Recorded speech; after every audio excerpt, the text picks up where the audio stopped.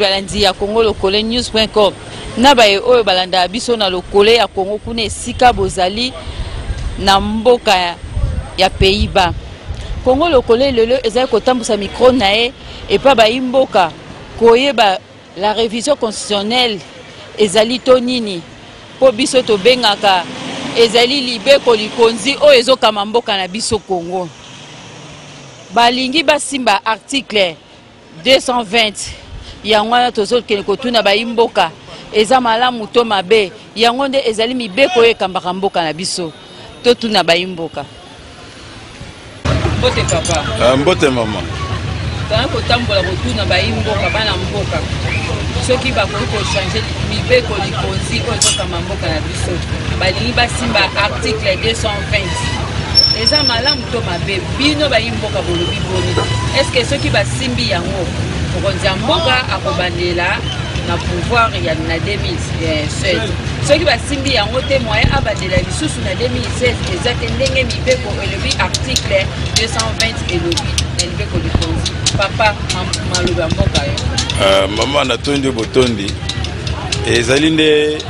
mutuna utuni eza makasi constitution eza lokola bible basimba yango te. Alors ceux qui basimbi constitution yango eza lokola bible c'est que remettre pendule à zéro. Tant remettre pendule à zéro mboka kotambola malamu te. Menga na moni boy lokola mokonzi mboka na nyonso ya sali totondi botondi mais kasi atika mutu mususu akota na kanti mutu wana akota continue ba idée na ye wana akotika yango te akokontinue comme eza mandat renouvelable à renouveler et koki bongo ape mwa muke baye mboka pe babatela ye na biloko na ye e kozala kitoko mingi ke basimba ka mubeko basali mbula na mbula kosimba mbula na mbula kosimba eza malamu te wantu tozokende liboso beto tozokozonga si somona batu ya majorité bazolinga basimba yango babouge yango mais bato opposition bazobima na nzela bazoleka na baetando ike air nyonso bazokoya mpona yo papa yo moni boni ndenge bato ya majorité bazolinga basimba bato opposition bazokoya nyonso ko omoni yango boni. Nga nalobi penza non à la révision constitutionnelle. Non à la révision constitutionnelle. Constitution tosali yango kala mingi te basimba yango na 2006 poto comme 2011 basimba ki article moko boye ya élection ya tour unique omoni pesi mbebani élection provinciale les salamités sénatoriales les salamités pokaka na bisimba si tolobi tour oyo non à la révision constitutionnelle. Non tokende na mobeko oyo baye bakoya sima peut-être bako kwa mandongo muke mais pour l'article 220 tolobi non. Merci papa. Merci Obewana. Mais ce qui par rapport à Koloba, article 220 d'abord, ils ont pour ma reconstruire mboka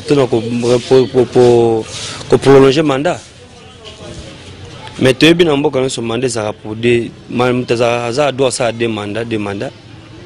Mais ce comme qui a changé, qui a ça le mandat mususu, ça se fait pas. Tant on sali oyo mandat, boyoka na baninga 2 ans. Moni 2 ans no ekoki. Au 6000 ça nini. Au CD pouvoir mususu pe na des postes là au sala. À quoi sert boya ko changer ba loi ko luka midi à 14, tu vois pas au fil du temps ko luka ko ça le kambana ils ont créé des ennemis à plus nous permettre. Bah, m'tatambola soki amoni kaza na raisonner. S'ils ont raison, ils ont droit. Parce que tant on va voter ka loi na azaka pe parmi ta va voter ka loi na. Mais tant on va longola. Faza pe parmi, c'est pas dit parce que za na mondo qui peut ça va ninga tendinga loba ki to za bon to changer pour passer ngam na konja minicho. C'est pas ça, ils ont droit de débat réclamer parce que tant va voter ki andima ki pa chaque pe signature na. Alors, ce que tant on moni que manane komi pour le lobita dola mukotola na dola muka yebaka date zo kende ba ne pezo pusana yo kaso za seko na seko do ta o signer ke yebaka pe batu ba bazaki patient baza ti manano esila batungisa ke opete ta o moni ke sili tu dois céder tu vas me souper va continuer eza doit au changer ba tika ngone tamba ne balingi tambola sina moi au changer ça te ça bon nako koloba vraiment journaliste biso tout toza bana mboka toza na souci ya mboka na biso ko réviser constitution eza nango mabe te mais il faut totala bazo réviser yango mpona avantage ya ba nani ndeti ozalaki bazo réviser yango mpona avantage ya biso bana mboka ya biso bacongolais elingi ezala malamu comme biso bana mboka bacongolais tozomona avantage na yango te yango namoni yango eza mabe toza na besoin ya changement toza na besoin peuple congolais à vivre ndenge esengeli. En tout cas, côté on a vraiment, en tout cas, nous avons un avantage dans côté. Parce que tout ça qu'on se retrouve dans côté. Ceux qui vont réviser, ils changer en constitution pour l'avantage à banane. Et ça pour l'avantage na bisoté. Ceux qui pour l'avantage na biso nga ko lingaki ba réviser en haut. Ceux qui biso doit avantage na kati wana. Comme avantage na kati wana tout ça na yango té. Ce qu'on va changer en pour quelle raison? Pour changer en ça pour l'avantage na bango moko. Ceux qui vont changer en avantage ya bango moko biso to na avantage wana kati biso to kondi makeno ba changer ngo pe ni soko to banda ko mona ta clair ceux qui makambo ezo marcher bien to kondi ma ba changer ngo vous comprenez mais comme to so mona eloko mozo simate eloko mozo marcher bien te ba changer ngo pour quel avantage ceux ba ko changer ngo ba changer pour avantage na bango vous comprenez ba changer pour avantage na bango moko et ça pour avantage ya peuple congolais te peuple congolais na avantage na kati ya ba changement ya ba constitution wana te. Vous comprenez? Et ça, on m'a bêté. Bako changer la constitution, ça on m'a bêté. Ceux qui changer, on va changer un avantage ya banani. Il faut la population. Mais la population a un avantage, c'est na kacha masolo, on a siko bako changer un avantage ya banani. Ba changer pour avantage ya bango mako. Et ça avantage ya peuple congolais. OK. Maman journaliste, wana za kozongi samboka na sima. Maman journaliste na lebiso ke wana ezali mibeko oyo ezoko pesa biso pouvoir oyo pesa biso lukumu na mboka pona nini tolingi ke mibeko wana ezala bongo pona nini pour chaque après 5 ans et puis tozora moto ya sika osala te l'essentiel ke na misala no ndeko voter yo soki misala no eza malamu toko voter soki misala no eza bien te donc to remplacer moto susu pour moko ke liboso maman alors totika kwa mbrouiller mboka na biso tolingi mboka ekende liboso maman mais na ngambo ya majorité donc mona bazolinga ba changer yango basimba yango mais na ngambo ya opposition balingi te bazoleka na betando eke bazoboya bazotambola pe na nzela bazoloba ke non bakokosimba libeko likonzi te article 220 yango wana koza kotambola kotuna bayimboka soki bakoki touche yango touche yango majorité bazolinga batouche maman journaliste majorité comme opposition est-ce que tous les Congolais ou bien tous les étrangers oyo lobby opposition comme nani pouvoir il faut tous les loba moko libeko wana ezali pona batu ya opposition te ezali pona batu ya majorité te ezali pona biso bana mboka nyonso il faut te réjouir de voir na biso bana mboka c'est que majorité comme opposition na kati to kenende ko voter biso nyonso libeko wana il faut ezala nde wana to ko changer yango te ezala ka bongo to zala te pona intérêt quelqu'un que non ndeko nanga azala ka wana ou bien que oyo alongo pona boité mibeko to respectango ezali net na ndako soki respect ezali te ndako kozala en des ordres de maman journaliste na yebisio to tika yango ndenge wana po mutu na mutu asala ga conscience na motema keno soki na komi awa 5 ans na sala musalama na ngai malamu pour que soki 5 ans mutu yé to fauteuil yo après olongela yo okay mutu mutu pas ya ko bongisa toujours mboka maman donc tout ça ne loko musu te maman donc il faut to tika yango ndenge wana biso no to sali bana mboka ezala opposition ezala pouvoir biso no to za bana mboka maman il faut to sala na ko respecter mibeko ya mboka mibeko ya mboka ezali likonzi donc ezali de église pour mutu nyonso il faut akenege kaka mutu moko pamba donc akenege ononga boye te mama tika bilo wana mama journaliste tamosa micro partout comme on a keno et logo nga na zolo ba mama mutu nyonso lobaka yango yo bon pour aller ka to kenegi donc et puis ko pona yango lelo yo songola lobaka no to longola yango pona nini mayele ya mabe mama ozana bino mama keno ko yebisa yango wana ezali mayele mabe ese tango bachagi yango ese bayebaki yango te maman journaliste nazo kutuna yo pe soki sena ngai c'est l'air bachaki yango bayebaki yango te ngai na yo maman journaliste na bango na opposition biso nyoto ne tondimaki yango lelo kolongola yango te maman kende yebisa bango ne wa keno population eboyi baboye tango batiaki yango bango babitine batiaki yango batie yango pona nini tango batie yango bazoloba ke to tie yango poto tango ko sala mususu loko ati batiaki yango déjà ezala kaka bongo so esili so ba esili mande sili bako bana constitution na mando ekoya pour doko batiaki yango dati batiaki yango bako ko changer en lisusu te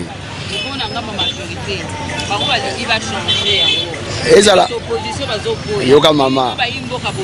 ezala majorité ezala opposition na tina nango na tina ke conseil changer biso na droit de gens to évoluer bien bango bazo évoluer bien to évoluer bien te bana classe pasi kolia place mamtu pasi koluka musala comme au journal ba futa dans moi sur 2000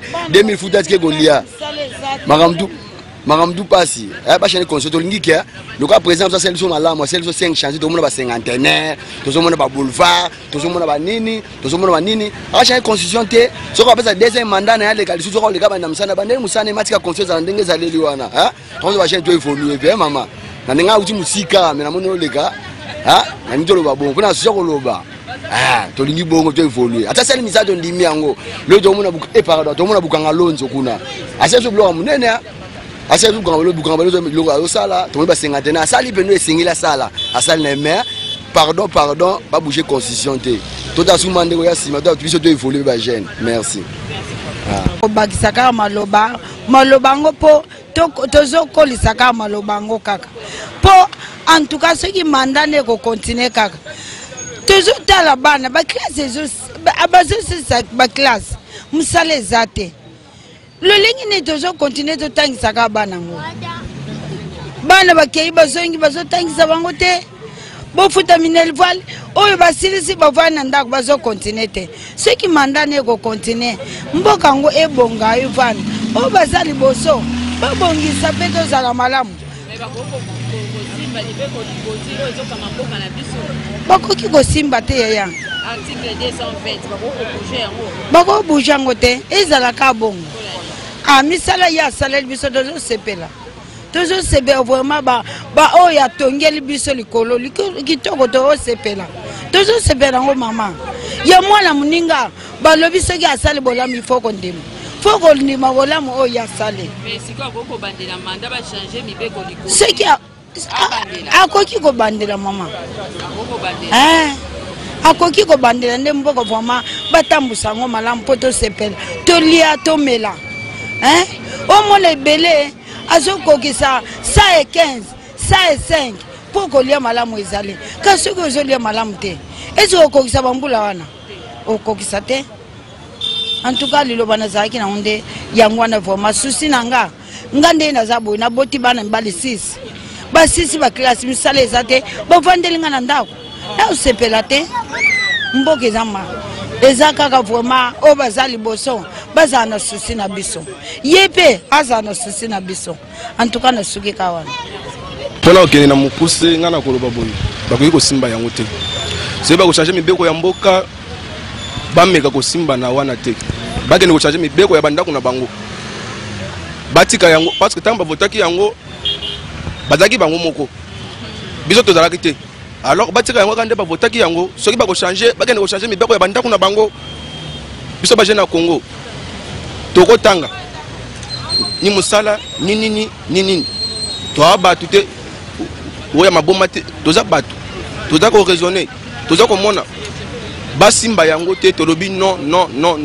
soki ba ko changer ya bandako na bango ya bana na bango na basi na bango pona mobeko wana batika yango kaka bongo biso ba jeune ya Congo tolobi c'est bongo peuple congolais anoka mipe mingi ezali te compagnie to eloko ya famille te soki ngonga ya mutu ekoki alongwe atike pe mususu biso tolobi kaka bongo misala ya na ye asali to moni to sepeli mais nzela ndenge za mama na kolia nzela te na vina ngai o prince na kolia prince te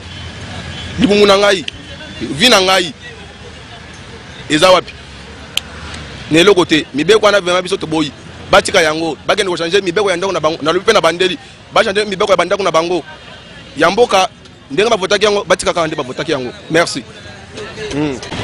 Tokomi na suka ya reportage na biso boyoki ndenge bandeko balobi bayimboka bazali kobeta sete balobi ke bakoki ko changer libeko likonzi te article 220 bakoki kosimba yango te po yango nde esengeli nde esalama bakoki kosimba yango te po na maponami mokonzi ya mboka na biso akoki koleka lisusu te na maponami ya 2016 azela na turu ya sima na turu ya yambo oyo ya sima ekoya balobi moye bachange yango eza te ata bandeko ya pouvoir bazolinga bachange ou bien bandeko ya opposition yango balobi bayimboka bana mboka bolandi bango balobi ekoki kochange ata moke te yango napesi merci epa Gidi Bisengo ye mutazwi baimage oyo napesi merci na Patrick Nsala ye nde mutu ya monte yango napesi bambote ebele epa ya bandeko na biso ya lokole ya Congo esika boza kuna na Pays-Bas nebi ke sortie officielle ekozale 11 ya sanza oyo tozali na beleli bino nyonso boza kuna na mokili ya bapaya bokende kuna na lombangu bokekutana na place de Jésus yende azali kuna akosunga bino na mituna na makambo ebele na yebisi bino site aka moko bolandaka Congo Lokole news.com e na bandeko oyo mpe bazolanda biso na Congo Lokole ya bandeko bazolanda biso na lokole ya Congo esika bozali na tonde bino butu elamu journée elamu tokutana mbala nsima merci.